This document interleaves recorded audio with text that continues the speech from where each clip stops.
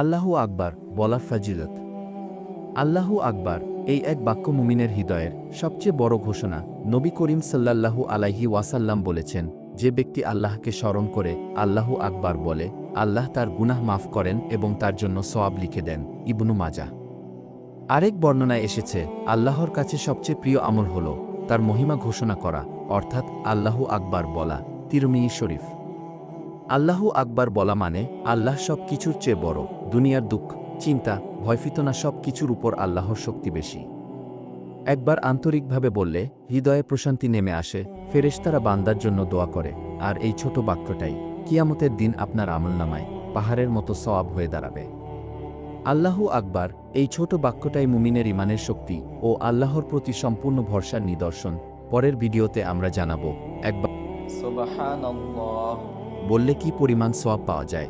ভিডিওটা কেমন হয়েছে অবশ্যই কমেন্টে জানাবেন। ইসলামিক ভিডিও ভালো লাগলে লাইক, কমেন্ট, শেয়ার করতে পারেন। ইসলামিক ভিডিও শেয়ার করলে আপনি ও এই সওয়াবের ভাগীদার হতে পারবেন। ভালো থাকবেন। আল্লাহ হাফেজ। আসসালামু আলাইকুম।